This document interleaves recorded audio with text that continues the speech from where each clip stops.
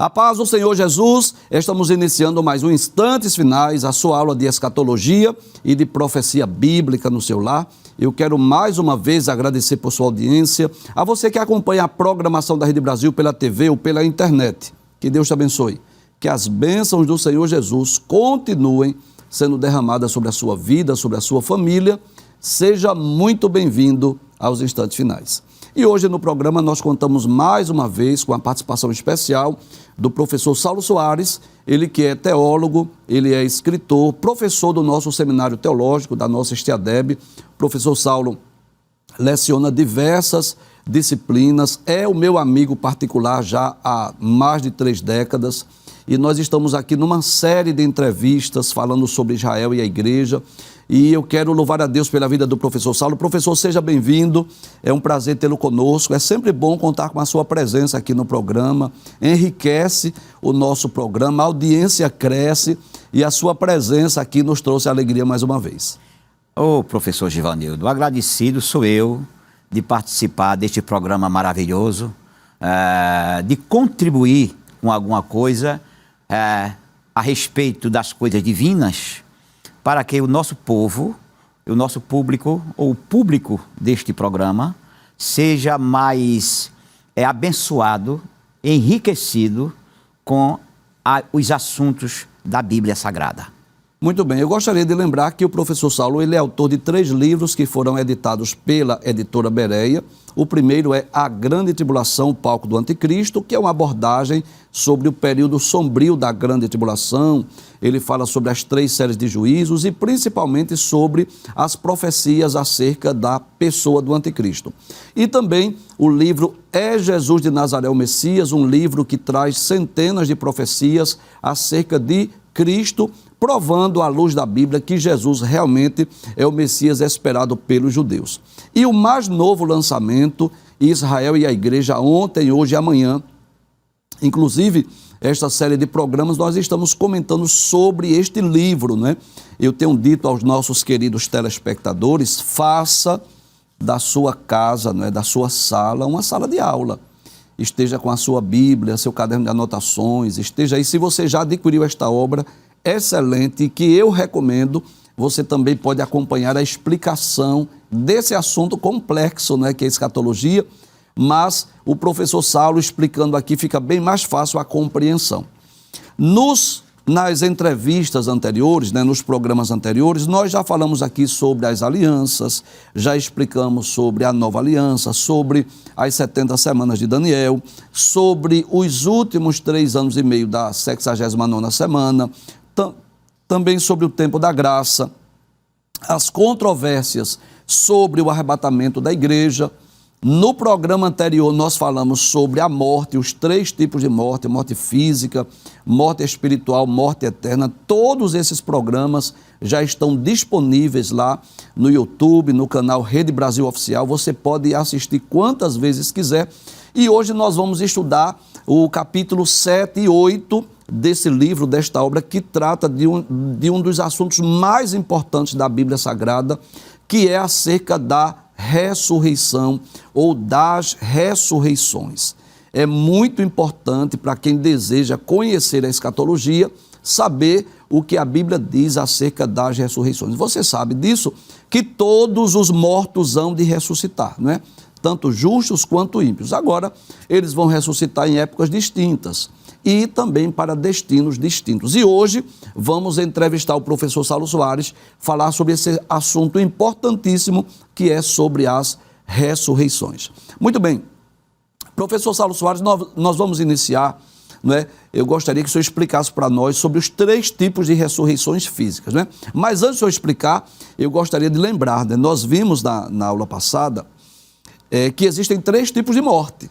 Morte física, morte espiritual e morte eterna. E, por coincidência ou não, também existem 3 tipos de ressurreições, né? Eu gostaria que o senhor explicasse para nós aí esses 3 tipos de ressurreições. Sim. Conforme a Bíblia, quando Deus disse para Adão, porquanto tu és pó e em pó te tornarás. Ou seja, você vai morrer. Quando Jesus vai e morre na cruz, ele muda entra nesse contexto da morte de Cristo e ressurreição de Cristo. Capítulo 1 aos Efésios mostra os poderes revelatórios de Deus. E um dos maiores poderes de Deus, podemos dizer o maior, é o poder da ressurreição. Então, segundo a Bíblia, para o homem, a ressurreição de mortos, ressurreição dos mortos e ressurreição dentre os mortos. Repetindo, ressurreição de mortos, ressurreição dos mortos e ressurreição dentre os mortos. E aí, professor, eu vou pedir para o senhor, por favor, esclarecer, porque são termos muito parecidos, né? Muito semelhantes, há uma espécie de um trocadilho de palavras aí, e eu vou pedir para o senhor explicar isso melhor para nós, né? Para que os nossos queridos telespectadores, internautas possam compreender. Então vamos começar falando sobre essa ressurreição de mortos. Pode passar a tela, por favor? Nós pedimos, professor, para colocar esse texto na tela, que é para os irmãos até tirarem fotos, né? E ficar mais fácil a compreensão. Então fale-nos sobre essa ressurreição de mortos. O que é que a gente pode falar sobre esse tipo de ressurreição de mortos? Como está na tela escrito, a ressurreição de mortos é a ressurreição de pessoas que, apesar de ressuscitarem e viverem suas vidas, voltaram a morrer. Temos exemplos disso, o filho da viúva de Serepta de Sidom, que foi ressuscitado, mas certamente depois voltou a morrer. O filho da Sunamita e o morto que reviveu, ao ser jogado na sepultura onde estavam os ossos de Eliseu, ou seja, havia uma guerra e eles, os inimigos, estavam com mortos carregando para enterrar, e quando viram aqueles que vinham lhe atacar, eles não quiseram mais carregar o corpo do morto, jogaram numa cova, e por incrível que pareça, ali estava a cova que a chuva bateu, abriu e os ossos de Eliseu estavam à mostra. Quando o corpo do defunto bateu, ele ressuscitou ao tocar nos ossos que pertenceu ao corpo de Eliseu. Licença, professor. Então nós podemos primeiro dizer que essa ressurreição de mortos é o tipo de ressurreição de pessoas que morreram, milagrosamente reviveram, voltaram a viver e depois morreram novamente, né? Sim, senhor. Então, ao menos nós encontramos no Antigo Testamento 3 exemplos, né? Sim. O filho da viúva de Serepta, que foi ressuscitado por Deus através de Elias, o filho da Sunamita, que foi ressuscitado por Deus através de Eliseu, e esse morto também, que foi lançado numa cova, tocou nos ossos de Eliseu e também reviveu. Mas eu percebo também que existem diversos exemplos desse tipo de ressurreição no Novo Testamento. Sim, sim, senhor. O filho da viúva de Naim, a ressurreição da filha de Jairo, a ressurreição de Lázaro, de Tabita e de Eutico. São 5. Então, o Novo Testamento apresenta 3, o Antigo Testamento apresenta 3, o Novo Testamento apresenta 8. 5. Aí fazem 8. Né? De pessoas que morreram e, pelo poder de Deus, voltaram novamente à vida. Viveram suas vidas, deram continuidade e depois voltaram a morrer. A morrer novamente. Isso se chama ressurreição de mortos. Muito bem. Passa a tela, por favor, porque agora eu vou pedir para o senhor explicar sobre essa ressurreição dos mortos, né? O termo é muito parecido, muito semelhante, mas eu sei que é um tipo de ressurreição diferenciada. O que é que nós podemos falar acerca da ressurreição dos mortos?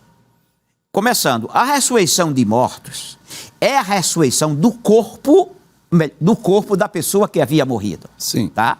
Então, é uma ressurreição física. Sim, sim. Certo? Para voltar a viver. A ressurreição dos mortos é conhecida também como a segunda ressurreição. É a revivificação de todos os mortos no final do milênio, para que cada um seja recompensado consoante as suas obras. Essa é a ressurreição dos não salvos, que acontecerá após o milênio e logo após serão julgados no juízo final. Ou seja, são os pecadores que ressuscitarão. Por isso que o termo é dos mortos espirituais. Entendi. Então, esse tipo de ressurreição, na verdade, é aquela ressurreição dos ímpios, dos incrédulos, dos pecadores, né, que vierem a morrer, né? Na verdade, eles hão de ressuscitar todos de uma só vez. após o milênio, na ocasião da implantação do grande trono branco, né? Do juízo final. Então, aqueles que morreram fisicamente e já estavam mortos espiritualmente, que nós falamos semana passada, que é a morte eterna, não é assim? Eles hão de ressuscitar todos de uma só vez, para que eles possam ser julgados, né? As suas obras serão julgadas e aí, inevitavelmente, mas podemos dizer isso à luz da Bíblia, serão lançados lá no lago de fogo. Tem ainda algo que eu posso acrescentar aí? Sim, por favor. O senhor pegando a deixa que o senhor falou, que serão julgados segundo as suas obras. Sim, sim. Para mostrar, professor, que há uma pergunta no ar dos crentes. Ora, existe pecadinho e pecadão. Todos são pecados? Claro que todos são pecados. Mas quando a gente vai para o Antigo Testamento, vai ver que, de acordo com o pecado que o hebreu pecava, ele era ouvido pelo sacerdote e o seu pecado era exigido um animal, um casal de passarinho, um casal de pombo, um cabrito, uma ovelha, de acordo com o tamanho do seu pecado. Sim, sim. Ora, se existisse gradação de pecado, ou seja, pecado maior, todos seriam o mesmo sacrifício, a mesma oferta. Aí no Novo Testamento mostra isso, na ressurreição dos ímpios e no seu julgamento, quando a Bíblia diz, cada um foi julgado segundo as suas obras. Por isso, eles serão jogados no lago do fogo e sofrerão um castigo de acordo com as suas obras. Eu sempre ilustro, professor, eu queria até compartilhar com o senhor, eu sempre ilustro quando eu falo sobre o juízo final, sobre a condenação, eu ilustro dessa forma. É como se uma quadrilha de assaltantes de bancos, né, fosse presa essa quadrilha, e a gente percebe que a condenação não é igual para todos, né? Todos serão punidos, castigados, todos serão julgados e condenados, claro, mas o castigo, a punição será diferente. Por exemplo, aquela pessoa que estava do lado de fora, só esperando o carro para dar fuga, terá uma pena menor do que aquele que entrou no banco armado, deu coronhada, ameaçou, etc. e tal, né? Então, só para a gente fazer um comparativo, se Deus, né, se os homens, sendo injustos, fazem essa diferença de graus de punição, Deus, como justo juiz, muito mais, né? Porque, por exemplo, o que é que vai levar o homem ao inferno, à condenação eterna? É a incredulidade, é o fato de não crer em Cristo, é o fato de não receber Jesus como seu Salvador pessoal. Só que existem pessoas que, além de não receber Jesus como Salvador, não crer em Cristo, não crer no Evangelho, eles cometeram coisas terríveis. Então é claro que esses terão um grau de punição maior. E nós não queremos com isso, de forma alguma, amenizar o grau do sofrimento do inferno. Claro que o sofrimento do inferno ele é indescritível, ele é incomparável. Agora, é claro que haverá graus de sofrimentos diferentes e a Bíblia deixa isso bem claro, que os homens serão julgados de acordo com as suas obras. Então, só recapitulando, professor, a ressurreição dos mortos é a ressurreição dos ímpios, dos incrédulos, dos pecadores, que ocorrerá na ocasião do juízo final, quando eles vão ressuscitar. É muito importante lembrar disso, né, que aqui na Terra, quando a pessoa morre, o processo é arquivado, né, porque ninguém vai condenar o morto, né, e isso falando daqui dos tribunais terrenos. Mas há um tribunal divino e celestial que, mesmo que os homens venham a morrer, mas eles hão de ressuscitar para prestarem conta das suas obras. Então, a ressurreição de mortos é o caso das pessoas que morreram, reviveram e morreram novamente. E a ressurreição dos mortos é a ressurreição dos ímpios, incrédulos e pecadores que irão de ressuscitar no juízo final para serem condenados e lançados lá no lago de fogo. Agora, existe ainda um terceiro tipo, que é a ressurreição dentre os mortos. E eu queria, professor, pedir ao senhor que essa aí eu vou considerar a mais importante, né? Eu gostaria que o senhor desse uma ênfase, inclusive tem um gráfico aí para o senhor demonstrar, para facilitar para nós essa compreensão. Explique para nós, por favor, o que vem a ser essa ressurreição dentre os mortos. Que tipo de ressurreição é essa? A ressurreição dentre os mortos é a ressurreição dos salvos. Que bênção, os salvos hão de ressuscitar. Quando Jesus foi ao Monte Tabor, que a glória resplandeceu nele, quando ele desce, ele fala na ressurreição dentre os mortos. Dentre os mortos. E os discípulos não entenderam, porque esse termo não era conhecido no Antigo Testamento. Ou seja, os salvos ressuscitariam. Daí, de acordo com Silva, né, que já dorme no Senhor, esta ressurreição, segundo se compreende a seguinte ordem, como diz Paulo, cada um por sua ordem. Está falando de ressurreição de salvo. Salvo. Então, permita-me lhe interromper. Nós podemos dizer que essa ressurreição dentre os mortos, que é a ressurreição dos salvos, dos justos, ela não vai ocorrer tudo de uma vez só, como a ressurreição dos ímpios. Não, né? não. A ressurreição dos mortos, que é dos ímpios, será tudo de uma vez, no mesmo momento, na mesma ocasião. Já essa ressurreição dentre os mortos, que é a ressurreição dos justos, elas ocorrerão em períodos diferentes, é isso? Sim, senhor. Por favor. A Bíblia, ela foi escrita, como todas as pessoas que se interessam pelo assunto, durante 16 séculos, 1.600 anos, por aí. 40 escritores. E eles, sendo o autor o Espírito Santo, eles mostraram as suas realidades. E mostraram que haverá grupos de ressurreição dentre os salvos e ímpios. Né? Qual? Os salvos, há grupos. Sim. E a Bíblia fala em pelo menos 3 a 4 momentos de ressurreição. Momentos distintos. Distintos um do outro, certo. E separados até por anos, décadas e séculos. Muito bem. Então, temos na ressurreição dentre os mortos, que é a ressurreição dos salvos, Cristo e um grupo de santos que ressuscitaram após a ressurreição dele, os que são de Cristo na sua vinda para o arrebatamento da igreja, as 2 testemunhas de Apocalipse 11 e os mártires da grande tribulação quando Jesus vier em glória. 4 momentos de ressurreição. Repetindo, Cristo e um grupo de santos, a igreja, os mártires da grande tribulação, as 2 testemunhas da grande tribulação e os mártires quando Jesus vier em glória. Muito bem. Nós vamos falar, professor, de uma forma mais compassada, porque eu reconheço que esse assunto ele é um tanto complexo, né? Então vamos começar a falar sobre essa ressurreição de Cristo, conforme Mateus capítulo 27. Eu gostaria, professor, de ler esse texto, porque eu diria que esse texto, ele, né, há dúvidas por parte dos teólogos, eles explicam de forma diferente, e eu gostaria que o senhor nos explicasse isso aqui, professor, esclarecesse para nós.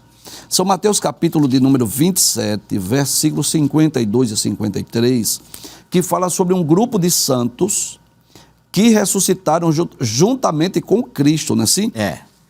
Mateus, inclusive, Mateus, o Levi, é o único evangelista que fala desse grupo. Marcos, Lucas e João não mencionam, não é? Aí no capítulo de número 27 do evangelho escrito por Mateus, a partir do versículo de número 51, deixa eu ler aqui, diz assim: eis que o véu do santuário se rasgou em 2 partes. Ou seja, houve fenômenos da natureza na ocasião da morte de Cristo, inclusive esse véu que foi rasgado mostra que o caminho estava aberto agora de acesso ao Pai, né? Diz que o véu rasgou-se em 2 partes, de alto a baixo. Houve também eventos, fenômenos na natureza, não é? É como se a própria natureza estivesse testificando que quem estava morrendo era Jesus, o Filho de Deus. Diz que a terra tremeu e as rochas se partiram. Os túmulos se abriram e muitos corpos de santos já falecidos ressuscitaram. Detalhes, Mateus não diz que foram todos, ele diz que foram muitos. E é claro que Mateus explica melhor aqui no versículo 53, para a gente não ter a impressão que esse grupo ressuscitou antes mesmo de Jesus. Aí diz o versículo de número 53, e saindo dos túmulos depois da ressurreição de Jesus, entraram na cidade santa e apareceram a muitos. Então a gente pode dizer, professor, que este primeiro grupo, eles ressuscitaram como Jesus ressuscitou, para não mais morrer. Sim, senhor. Não é assim? E o texto é interessante. Nós que damos aula no seminário, a gente sempre se defronta com essas perguntas. Sim. E as perguntas são mal feitas. Sim. Olha, professor, um grupo de santos ressuscitou e entrou, foi para casa e viveu com sua família. E depois. Isso não diz. Isso não está na Bíblia. A Bíblia diz que um grupo de santos ressuscitaram e entraram na cidade santa, que é Jerusalém. Que é Jerusalém terrena. E apareceram a muitos. Pronto. Aí vem os estudiosos, os acadêmicos. Uma perninha do grego diz que aconteceu isso, outra perninha diz que eles voltaram a morrer. Observe, professor. E observe também quem nos ouve e nos vê. A morte é uma causa penal. A morte é um castigo. Por isso que Deus deu aquela mensagem a Adão. Sendo a morte um castigo, e esses santos, segundo essa penalidade, já tinham passado pela morte, eles ressuscitaram. Mas voltaram a morrer? Qual foi o pecado que eles cometeram? Portanto, no meu pensamento, e no pensamento de muitos, está descartado a ideia que eles voltaram a morrer. Sim. Segundo, creio assim, piamente. Eles apareceram. Por que apareceram? Não disse que eles foram para casa, apareceram a muitos e não a todos. Então, se eles apareceram a muitos, era para provar que haverá uma ressurreição. Uma ressurreição, exato. Tá. Eu sempre explico da seguinte forma, professor. Em Romanos capítulo 10, versículos 9 e 10, Paulo diz assim: a saber, se com a tua boca confessares ao Senhor Jesus e em teu coração creres que Deus o ressuscitou dos mortos, serás salvo. Então significa dizer que um dos requisitos para ser salvo não é o único, mas um dos é crer na ressurreição de Cristo. Então nós percebemos claramente que houve muitas evidências da ressurreição de Cristo. Eu vou enumerar aqui algumas. Por exemplo, a pedra do túmulo que foi removida, o túmulo que estava vazio, os discípulos com as mulheres que entraram e viram lá, as mulheres primeiro e depois os discípulos que viram a tumba vazia, o ser angelical que disse assim: por que buscais o vivente entre os mortos? Ele não está aqui, ele já ressuscitou. O fato de Jesus ter aparecido diversas vezes aos discípulos, aos 12, né? Na ausência de Tomé, na presença de Tomé, o fato de Paulo dizer que Jesus apareceu em certa ocasião a quase 500 irmãos, e Paulo diz na primeira carta aos Coríntios, capítulo 15, que muitos deles ainda viviam, né?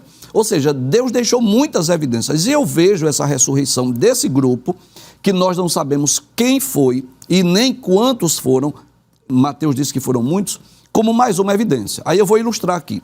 É como se uma mulher que tivesse ficado viúva naqueles dias, por exemplo, ela ficou viúva, o seu marido foi sepultado, e de repente, naquela manhã do domingo, digamos que ela viu o espírito do seu marido, né?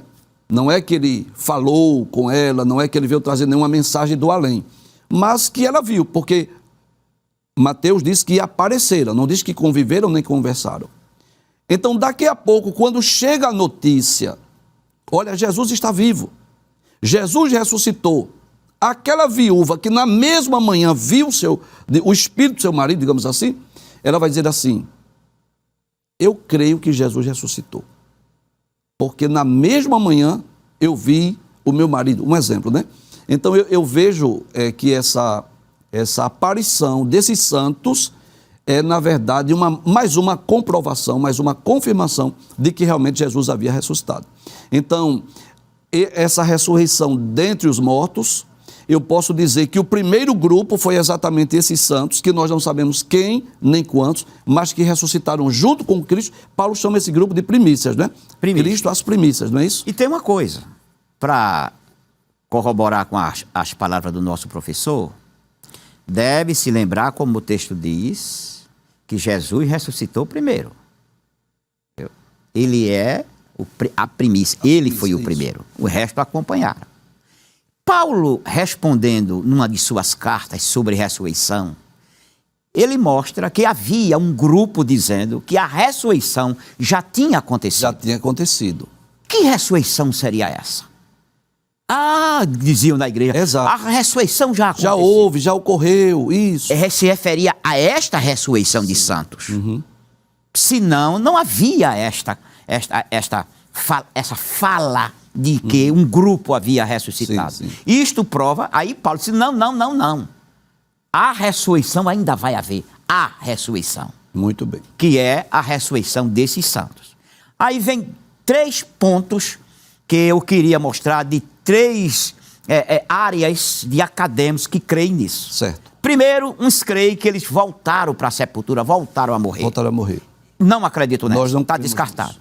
Segundo grupo, voltaram para suas familiares. A Bíblia não diz. E o terceiro grupo diz que estes ascenderam com Jesus aos céus. Daí ser chamado as primícias. Que baseado em Levítico, as primícias eram os primeiros frutos da terra. Era um fecho. Não era um. Era um fecho. Né? Era um fecho. Era um Isso, grupo de coisas que foi recolhido da terra. Pepinos, maçã e outro tipo de coisa. Eram e mostravam. Era um grupo, né? Trigos, um grupo. Molho. Então, daí se acredita que este grupo, com Cristo, ou Cristo com este grupo, subiu para o céu. Muito bem. Inclusive, isso me faz lembrar, professor, que sempre que o senhor ensina esse assunto lá no seminário, o senhor sempre faz aquela ilustração como é a colheita em Israel, né? Sim. Que primeiro tira-se o feixe ou um óleo, que é apresentado ao sacerdote, é uma espécie de um dízimo, né? Que é levado ao sacerdote.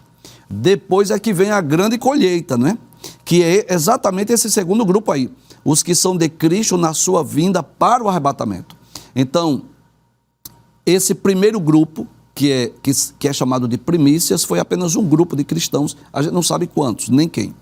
Mas eu diria que a grande ressurreição que nós comparamos lá com a colheita em Israel, com a grande colheita, dar-se-á exatamente na ocasião do arrebatamento. Então, eu sei que o senhor vai explicar, mas só para a gente corroborar, nós cremos que no ato do arrebatamento haverá tanto a trasladação, o arrebatamento dos crentes que estiverem vivos, que Paulo diz que nem todos dormiremos, mas todos seremos transformados, mas haverá também a ressurreição dos justos, que ainda não ressuscitaram com Cristo, que hão de ressuscitar nessa ocasião. Essa é a grande colheita. Explique melhor, por favor. O senhor lembrou bem. Na colheita das primícias, no movido molho, o que é que eles queriam dizer com aquilo? Olha, Israel, Deus mandou a chuva, molhou a terra e a agricultura, certamente este ano será maravilhosa. Olha os molhos aqui. Então, aquela apresentação dos molhos era para dizer que a colheita que viria seria abençoada. Seria muita. Então, quando Cristo ressuscita com um grupo, ele está simplesmente avisando, olha, as primícias são aqui. É a prova do que a grande colheita vem aí. Então, essa grande colheita é a igreja juntamente com os crentes do Antigo Testamento. Sim, sim. Não podemos deixar de fora essa ideia de que os crentes do Antigo Testamento ressuscitarão juntamente com a igreja. E eu gostaria de lembrar, professor, 2 textos do apóstolo Paulo, né, que ele fala sobre esse assunto, que eu gosto muito de mencioná-los quando estamos falando do arrebatamento, né? O primeiro texto está na primeira carta aos Coríntios, capítulo 15, versículos 51 e 52, que, na verdade, Paulo inicia esse texto de 1 aos Coríntios, capítulo 15, falando da ressurreição de Jesus. Mas depois ele vai falar sobre a ressurreição dos salvos, dos justos, né? E nos versículos 51 e 52, Paulo diz assim, eis aqui eu vos digo um mistério. Tem um mistério aí que eu vou dizer a vocês. Na verdade, nem todos dormiremos. Em outras palavras, Paulo diz assim, nem todos vamos morrer, mas todos seremos transformados. No momento, num abrir e fechar de olhos ante a última trombeta. Porque a trombeta soará, os que morreram em Cristo, ou seja, os que morreram salvos, ressuscitarão primeiro. Depois nós que ficarmos vivos, seremos arrebatados ao encontro do Senhor nos ares e assim estaremos sempre com o Senhor. Então, na ocasião do arrebatamento, Jesus desce do céu, mas não vem à terra, fica na região das nuvens. E aí o que ocorre? Os que morreram salvos, os justos, voltam à terra, ressuscitam, se unem aos crentes vivos e esse grupo, tanto de crentes arrebatados vivos, quanto os que morreram e hão de ressuscitar, tem um encontro com o Senhor nos ares. E na primeira epístola aos Tessalonicenses, capítulo 4, o senhor lembrou muito bem que havia, né, pessoas que diziam que já houve a ressurreição. Aí Paulo diz assim, capítulo 4, versículos 13 a 18. Eu não quero que vocês sejam ignorantes.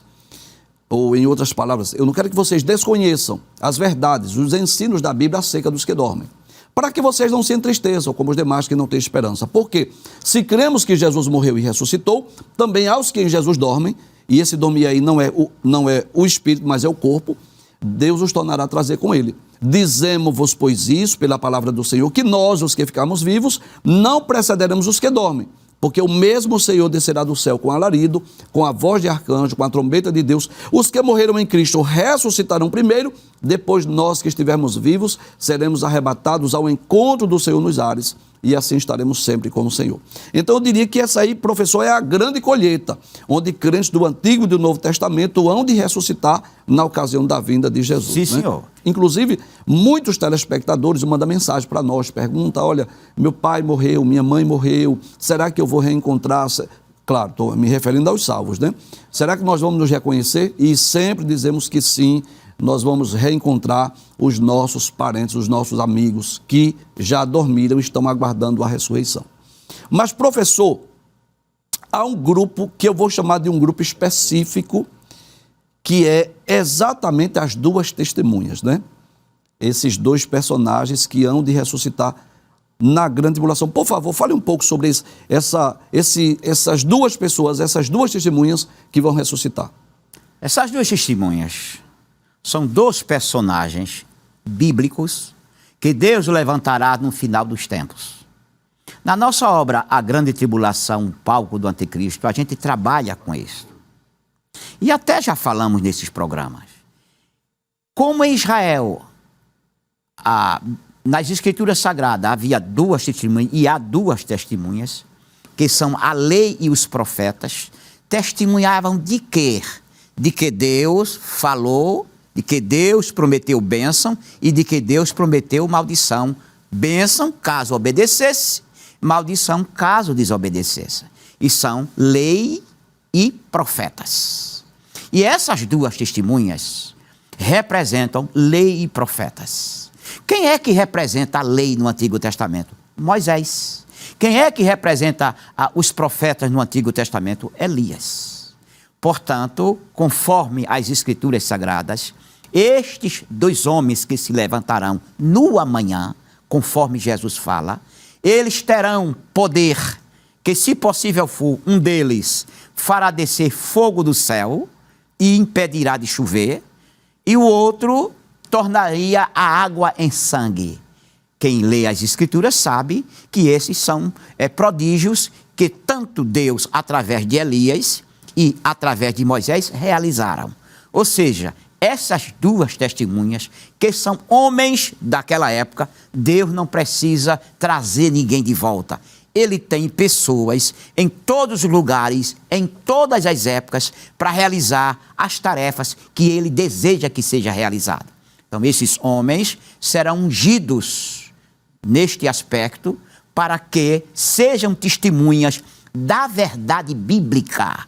Ou seja, esses dois personagens estarão na época da grande tribulação, falando que o homem da iniquidade, que atualmente ou naquela época seria o benfeitor da humanidade, eles vão mostrar que este homem é o abominável da desolação que falou o profeta Daniel. Daí, quando Israel for coroar esse pseudo-messias, esse falso Messias, não vai coroar. E ele, irado, vai mandar matar as duas testemunhas. E o mundo vai se alegrar. Por quê? Porque aquelas duas pessoas que falavam, que criticavam, que mentiram sobre o seu Deus, o seu benfeitor da humanidade, estão mortos. E durante 3 dias e meio, toda a terra vai ver esse acontecimento. Toda a terra. Através da mídia, televisão e outras áreas da tecnologia. E quando passarem os 3 dias, que o mundo se alegrará e vão até trocar presente, porque eles morreram. O céu se abre e uma voz é ouvida por todos. Observe isso. Está lá no texto, capítulo 11 de Apocalipse. Todos ouvirão uma voz do céu que chama eles dois, dizendo, sobe cá. E eles ressuscitam e sobe para o céu. aí é um pandemônio, é um caos, é uma briga, é gente se convertendo, é gente se arrependendo dos seus pecados. Aí é nesse aspecto, é neste momento que começa a segunda parte da grande tribulação. Então, muito bem, professor. Então, o primeiro grupo, aquele que ressuscitou com Cristo, que são chamados as primícias. Depois, a grande colheita, que é na ocasião do arrebatamento da igreja. Um caso específico dessas duas testemunhas, que ocorrerá na metade da grande tribulação. Sim. Mas ainda falta, professor, os mártires da grande tribulação, que o senhor fala sobre esse assunto muito bem no livro A Grande Tribulação, Palco do Anticristo, que esse período da grande tribulação será marcado por muita perseguição, por muita morte, né? E, claro, muitos servos de Deus vão morrer nesse período. Claro, os servos de Deus que estiverem na terra, porque a igreja já foi arrebatada, né? Mas quem se converter durante a grande tribulação serão perseguidos, serão mortos. E qual é a ocasião que eles vão ressuscitar? Porque, olha, se Jesus arrebatou a igreja antes da grande tribulação, e durante a grande tribulação haverá morte dos mártires, a pergunta é, quando é que eles vão ressuscitar este grupo, os mártires da grande tribulação? O capítulo 19 do Apocalipse mostra a vinda de Jesus em glória. O capítulo 20 mostra a prisão de Satanás. E no capítulo 20, versículo 4, há duas mensagens para nós. A primeira parte do versículo 4 diz assim: E vi tronos, isso é João escrevendo, e assentaram-se sobre eles a quem foi dado o poder de julgar. Ponto. O que é que nós entendemos por isso? João não está dizendo que viu eles ressuscitarem. Está dizendo que viu tronos e assentaram-se sobre eles aquele a quem foi dado o poder de julgar. Certamente serão as pessoas que virão com Jesus após a grande tribulação, virão em glória com Cristo, conforme Apocalipse, capítulo 19, versículo 11 em diante. Estes já vêm ressuscitados. E creio que esses tronos que João viu são para estas pessoas. Sim.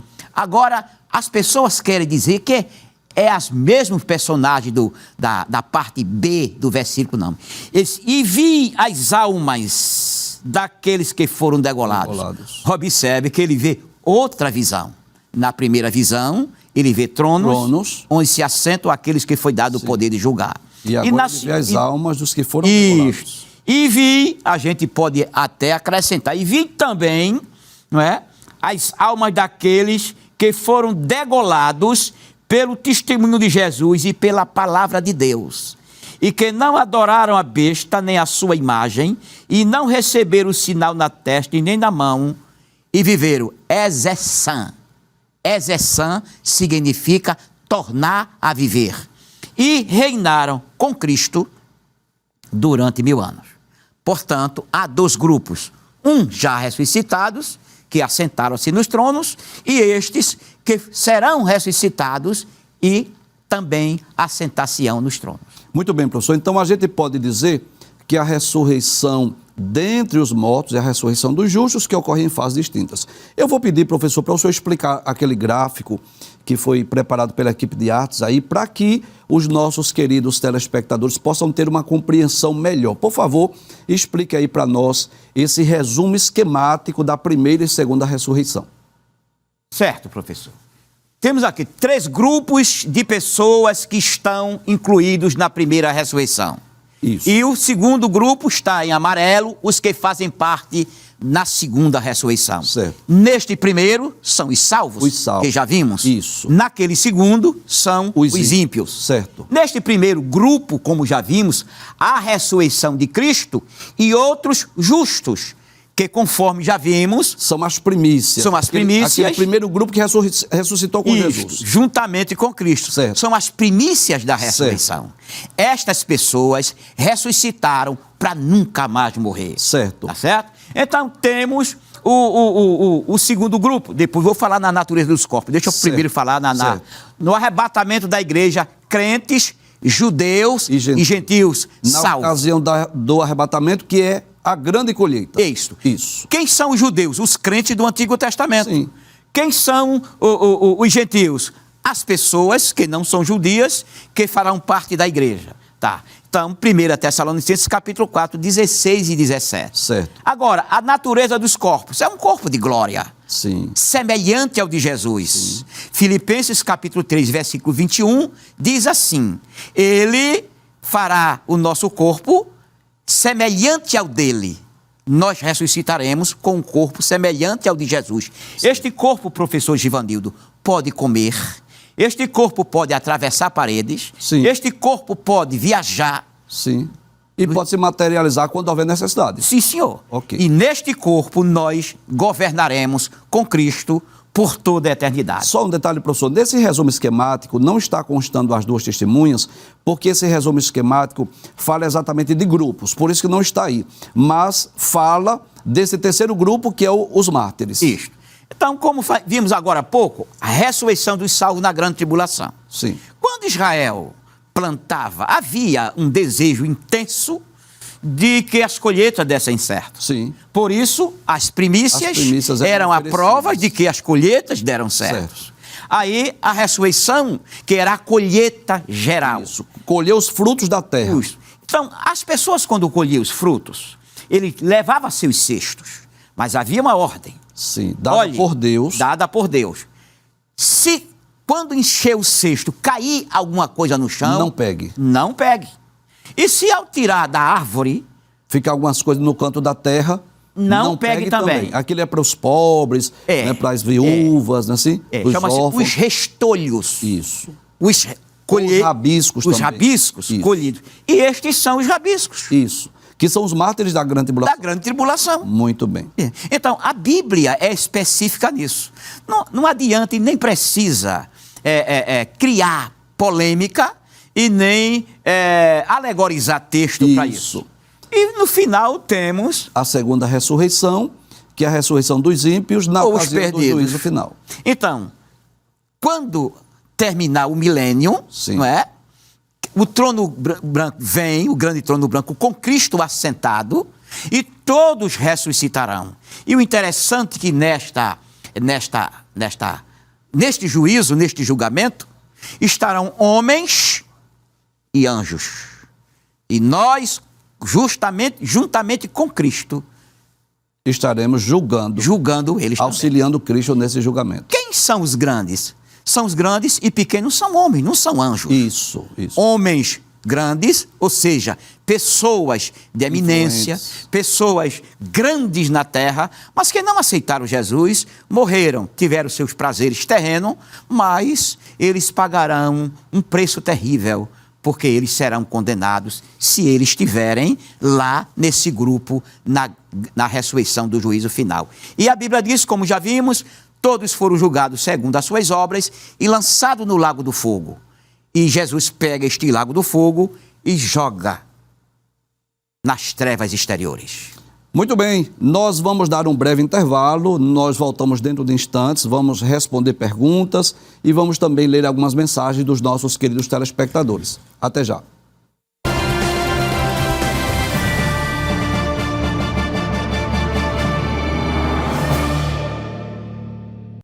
Estamos de volta com o programa Instantes Finais e esse é o momento de responder perguntas, de tirar dúvidas, de ler mensagens, de enviar saudações. Eu quero agradecer a você que tem enviado para nós a sua dúvida, a sua pergunta ou mesmo a sua mensagem. Isso é uma forma de enriquecer o programa. A maioria dos nossos telespectadores só para de assistir o programa quando termina mesmo, porque gosta muito desse segundo momento, que é o momento das respostas. E é muito comum nós recebermos mensagens assim: olha, através das perguntas respondidas de outros telespectadores, eu também estou aprendendo, estou tirando as minhas dúvidas. Então eu quero agradecer a você que tem enviado também a sua mensagem para nós. Agora, por favor, sempre que você enviar uma mensagem ou uma pergunta, por favor, se identifique, diga o seu nome, diga a sua igreja, diga a sua cidade, que nós teremos o maior prazer de ler aqui no programa e de saber de onde você está assistindo o nosso programa. Vamos à primeira pergunta.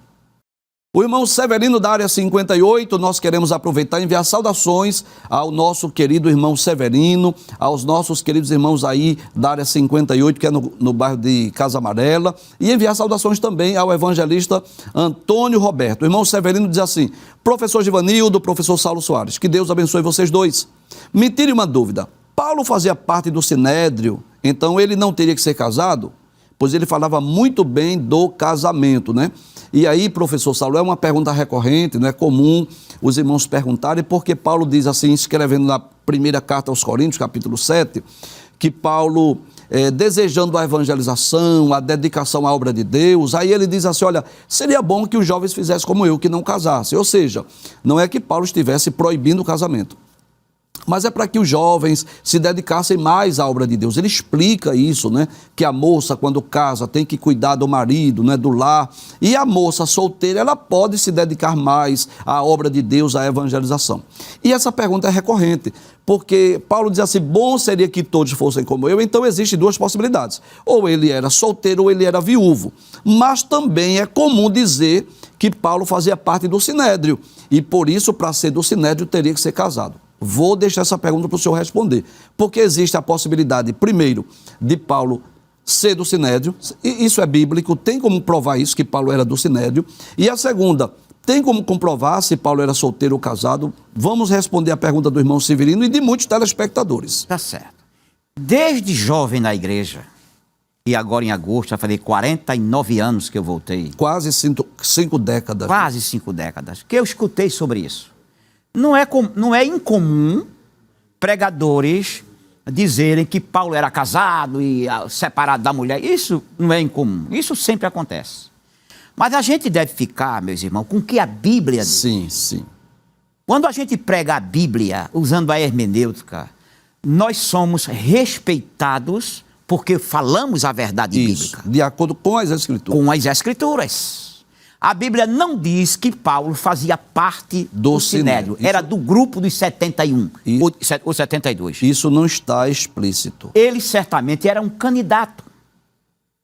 Era um candidato. E se ele era um candidato, ele ainda não tinha passado pelos votos. Sim. E ele pede ao Sinédrio carta branca. Observe que ele diz que ele pede ao Sinédrio carta branca para perseguir os cristãos. Perseguir os cristãos, e ele recebe. Então, isto mostra que ele não era do grupo do que se assentavam para julgar. Então, ele era um fariseu, ele era da tribo de Benjamim, ele era uma pessoa influente, não temos dúvida disso, mas não está explícito que ele fazia parte do Sinédrio. Sim, senhor. Muito do bem. Sinédrio fazia Nicodemos. Certo. Não é? Aí era outra coisa, um homem já maduro. Sim. Porque Israel respeitava muito os anciãos. E se pelas nossas contas bíblicas, observe, se pelas nossas contas bíblicas, Paulo deveria ter uns 30 anos de idade nessa época, né? Porque ele deve ter sido morto lá para com 65 ou 67 anos. Uhum. Bem, isto, e quanto a ele ser casado, a Bíblia também não mostra. Também não diz. Ele escreve certa vez, dizendo que ele poderia ter uma esposa irmã. Logo, ele não era casado. Uhum. Também a Bíblia não diz que ele era viúvo. Aí vem a pergunta do irmão Severino, que eu quero mandar a paz para o senhor e um abraço, porque eu conheço o irmão de perto. Quero também dizer ao senhor que, da mesma maneira que Paulo sabe ou sabia e escreveu como se deve comportar os cônjuges, ele deve ter aprendido com seus pais. Ele deve ter aprendido na sinagoga. Mas quando ele aceita Jesus, ele juntou o conhecimento, o respeito mútuo entre os cônjuges, e o Espírito Santo lhe orientou como para que ele deveria escrevesse. ser. Ora, se o Espírito Santo orientou a Paulo, falou a Paulo das coisas espirituais, quanto mais das coisas do casamento, terrenas, que é a base para as coisas espirituais numa família cristã. Muito bem. Vamos ler uma mensagem que foi enviada para nós. Expedito lá de Carolina do Sul, Estados Unidos. Olha que honra, professor Saulo. Recebemos uma mensagem lá dos Estados Unidos. O nosso irmão Expedito diz assim: a paz do Senhor, professor Saulo Soares e professor Givanildo. Sou pernambucano, mas atualmente estou morando nos Estados Unidos. Parabéns pelo programa, aprendemos muito Deus abençoe. Eu quero enviar saudações ao nosso querido irmão Expedito e aos nossos queridos irmãos que assistem ao nosso programa aí de Carolina do Sul, nos Estados Unidos. A paz do Senhor, pastor Expedito. O irmão Expedito, o pastor Expedito, ele foi aluno nosso na Tiadeb Garanhuns. Sim, senhor. Ele morava em Saloá. Saloá, isso? Isso. Vinha com Valdijânio e aquele pessoal. E hoje se encontra nos Estados Unidos. Muito bem. Ele se comunicou comigo 1 ou 2 vezes, mas eu não sabia que era na Carolina do Sul. Sim, senhor. O irmão Expedito, ou o pastor Expedito, é um crente muito alegre, muito observador da palavra de Deus, muito animado. Eu lembro-me quando ele ia fazer a apresentação do seu trabalho, a classe toda ficava voltada para ele, pelas suas gesticulações, pelo seu dinamismo que ele falava, a sua animação. Um abraço, meu amigo Expedito. Deus lhe abençoe. Vamos à próxima pergunta. Eliseu e Ana Paula, de Integração 4, área 57, que é ali na área de Olinda, não é? Aí eu quero enviar saudações ao nosso irmão Eliseu, à nossa irmã Ana Paula e aos nossos queridos irmãos aí de Integração 4, aí na área 57 em Olinda. Ele diz assim: que a paz do nosso Senhor seja abundante na sua vida e de toda a sua família, professor Givanildo. Deixo a paz também para toda a equipe que ele auxilia e não esquecendo também do professor Saulo Soares. Professores, no Jardim do Éden, quando Eva convidou Adão para comer do fruto proibido por Deus, ela, ao comer da fruta primeiro, não poderia de alguma forma ter avisado Adão sobre o efeito do pecado e assim tendo evitado um mal maior dentro do jardim? Professor Saulo, o que dá-nos a entender é que Eva comeu do fruto e não houve nenhuma mudança, não é? Ela não sentiu, assim, nenhuma transformação, porque Paulo diz em Romanos, capítulo de número 5, versículos 12, versículo 19, que o pecado entrou no mundo através de Adão, né? Mas eu gostaria que o senhor, por favor, explicasse melhor aí para o irmão Eliseu e para a irmã Ana Paula. Ao lermos este assunto na Bíblia, a gente vê que Deus disse a Adão. Adão era o representante da raça humana. Certamente ele repassou para Eva, ou Eva ouviu, não sei. A serpente vai e faz um trocadilho do que Deus falou. Sim. Deus disse que vocês iriam morrer, veja o que ela diz. Vocês não vão morrer, vocês vão ficar igual a ele, sabendo o bem e o mal. Ela não mentiu, a cobra não mentiu, o diabo não mentiu. O homem ficou sabendo do bem e do mal, só que não tinha condições de fazer o bem e nem rejeitar o mal, se tornou um pecador.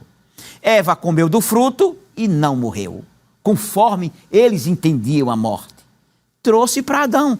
E Adão, quando olhou para Eva e viu Eva comendo fruto, disse, na verdade, não é o que Deus disse. Até porque, professor, nós devemos observar primeiro que não foi uma morte instantânea. Porque, claro, que se Eva morresse instantaneamente e Adão visse Eva caída no chão e o fruto mordido, digamos assim, é claro que ele não iria comer.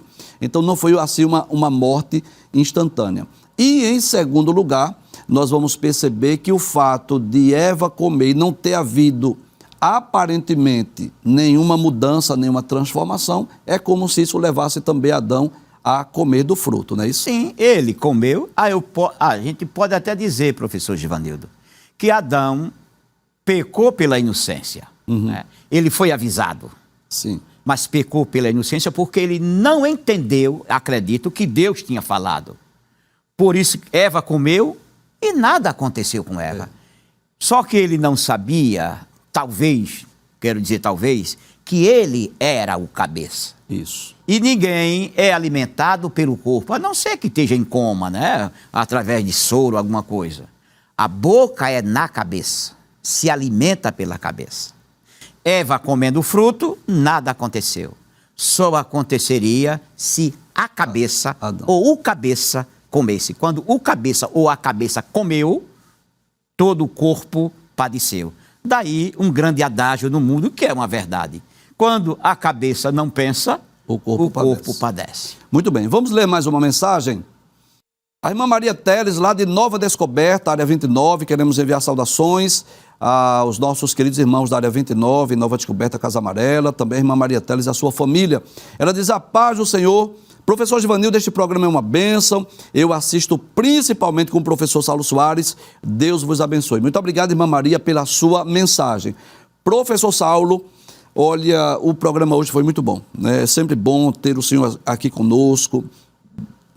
Temos a impressão, parece que o tempo passa rápido, e esse assunto foi muito esclarecedor acerca das ressurreições, né, de mortos, dos mortos, dentre os mortos. Foi muito bom, e eu quero mais uma vez louvar a Deus pela sua vida. O Senhor tem sido uma bênção para todos nós, né? Para a Igreja do Senhor Jesus, para o nosso seminário teológico e para a igreja de forma geral. E queremos agradecer mais uma vez a sua presença aqui no programa e deixar o senhor à vontade para fazer as suas considerações finais, para enviar aqui algumas saudações. Fique à vontade. Amém. Eu quero saudar todos, né? O povo lá da Estância, irmã Giovana lá de Carpina, da Extensão Carpina, irmã Cledeline de Jaboatão, irmã Graça e o evangelista Washington em Caruaru. Isso. E aqui no Torreão, onde é a nossa sede, as meninas, a Zenate, irmã Eliane, Rose, Débora, pastor Nadir Jackson. Sim, né? senhor. E a todos. Toda a família Estiadeb. Eu estou, assim, admirado com onde este programa alcança. Isso, a audiência. Onde o senhor chega, o povo fala da entrevista. Ontem, né? Eu estava com meu genro e minha esposa, minha filha e meus netos, lá no Barro. A gente foi tomar eles vieram me buscar em casa e foram tomar um sorvete. Quando eu ia passando, um carro parou junto de mim. Baixaram o vidro, baixou o vidro do carro, e ele olhou para mim e disse: professor Saulo, eu não sou aluno da Estiadeb, mas assisto suas aulas pelos instantes finais. Sim, senhor. Olha para ele. Que bênção. Que bênção, né? A gente, inclusive, professores, temos aluno que não faz parte da Estiadeb, mas é aluno desse programa. Isso, com certeza. Muito bem, nós estamos chegando ao final do programa. Eu quero agradecer mais uma vez a sua audiência e gostaria de lembrar que segundas e terças-feiras, às 21h30, nós continuamos com essa temporada que é a atualidade da mensagem dos profetas maiores. Estamos estudando algumas profecias do livro de Isaías e nas quartas-feiras às 21h30, com reprise aos domingos às 17h30, aqui nessa entrevista maravilhosa com o professor Saulo. Ainda temos muitos assuntos a tratar. Na próxima entrevista vamos tratar de um assunto importantíssimo, você não pode perder. Nós vamos falar sobre a igreja. E será que a igreja é o novo Israel de Deus? Será que a igreja veio para substituir Israel? Essas e outras perguntas serão respondidas no próximo programa. E se você ainda não adquiriu esta obra, Israel e a Igreja, ontem, hoje e amanhã, não deixe de adquirir. Entre em contato aí com a Livraria Bereia. Você pode solicitar para ser entregue na sua casa. Você vai receber no conforto da sua casa. E se você puder, você vai pessoalmente lá na Livraria Bereia. Tenho certeza que você será muito bem atendido. E eu indico esta obra porque ela é uma obra excelente e eu recomendo. Até o próximo encontro, se Deus assim nos permitir. A paz do Senhor Jesus. Não esqueça, nós estamos nos instantes finais.